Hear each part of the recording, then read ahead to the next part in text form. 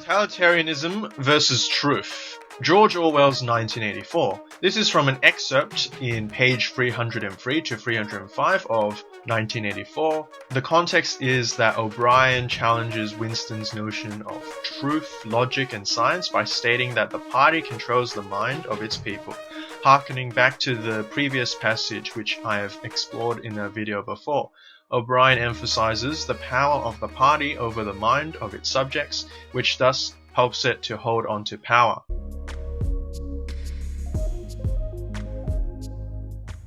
But how can you control matter? He burst out. You don't even control the climate or the laws of gravity, and there are disease, pain, death. O'Brien silenced him by a movement of the hand.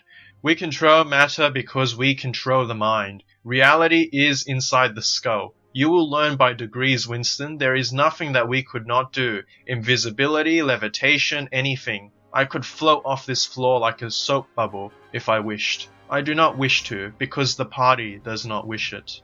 You must get rid of these 19th century ideas of the laws of nature. We make the laws of nature. As you can see, power over the mind translates to power over the physical, over the laws of nature. This is perhaps the problem with relativistic thinking, because there are no absolutes. Then there are no absolute laws of nature. No gravity, no logic, no science, thus paving the way for authoritarianism, for strict legalism in the control of the minds of men to accept the illogical. Having no moral, physical, and mathematical absolutes ironically creates the only absolute, that might makes right.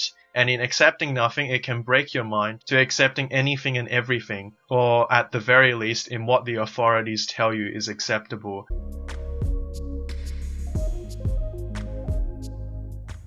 I think history testifies to this extremely, especially during the Cultural Revolution in China, when intellectuals were rounded up being accused of Western imperialists who used science to hold down the proletariat. As a result, intellectuals were sent into re-education camps, persecuted and executed, and universities did not admit any new graduate students. Ironically, this stage of illogical chaos and mayhem amongst the Red Guard did not affect the People's Liberation Army, which still required the understanding of Newtonian physics and the laws of mathematics to produce guns, artillery, and nuclear weapons for war. This event during the 60s led to a brain drain in China more than any other event. As you can see, I feel quite strongly about this.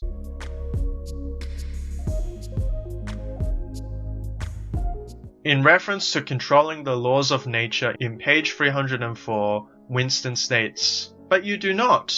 You are not even the masters of this planet. What about Eurasia and East Asia? You have not conquered them yet. Unimportant. We shall conquer them when it suits us. And if we did not, what difference would it make? We can shut them out of existence. Oceania is the world. But the world itself is only a speck of dust, and man is tiny, helpless. How long has he been in existence? For millions of years, the earth was uninhabited. Nonsense, the earth is as old as we are, no older. How could it be older? Nothing exists except through human consciousness. But the rocks are full of the bones of extinct animals, mammoths and mastodons, and enormous reptiles which lived here long before man was ever heard of. Have you ever seen those bones, Winston? Of course not. 19th century biologists invented them. Before man there was nothing. After man, if he could come to an end, there would be nothing. Outside man there is nothing. But the whole universe is outside us. Look at the stars. Some of them are 1,000,000 light years away. They are out of reach forever. What are the stars? Said O'Brien indifferently. They are bits of fire a few kilometers away. We could reach them if we wanted to, or we could blot them out. The Earth is the center of the universe. The sun and the stars go around it.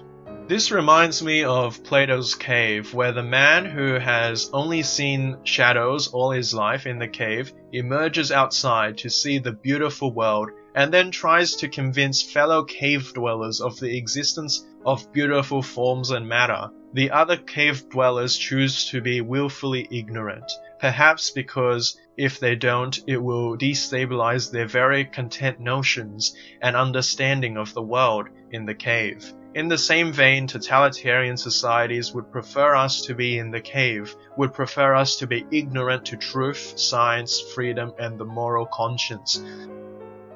For if it was so, then we will be easily controlled, safe within the comforts of the cave or the totalitarian state, not knowing any other way. Also, the above quote harkens back to the days when man believed him to be at the center of the universe, a geocentric model, and when the sun, moon, and stars revolved around the earth. This exemplifies ignorance, but in the case of O'Brien, willful ignorance for the sake of control, whereas in the case of Nicholas Copernicus and Galileo Galilei and the persecution by the Catholic Church, it was quite literal, actual ignorance on the precipice of discovery precipitated by new inventions like the telescope, which have helped to create and affirm the heliocentric model. Winston made another convulsive movement. This time he did not say anything. O'Brien continued as though answering a spoken objection. For certain purposes, of course, that is not true. When we navigate the ocean, or when we predict an eclipse, we often find it convenient to assume that the Earth goes round the Sun and the stars are millions upon millions of kilometers away. But what of it? Do you suppose it is beyond us to produce a dual system of astronomy? The stars can be near or distant, according as we need them. Do you suppose our mathematicians are unequal to that? Have you forgotten doublethink? Herein lies the problem, that doublethink, or the acceptance of two antithetical, contradicting principles, leads to cognitive dissonance. This cognitive dissonance causes individuals to live in a state of tension, believed by psychologists to result in splits in the ego and the birth of neuroses. Doublethink is also a war against truth, perhaps even worse than relativism and postmodernism, because it is the breaking of the law of non-contradiction.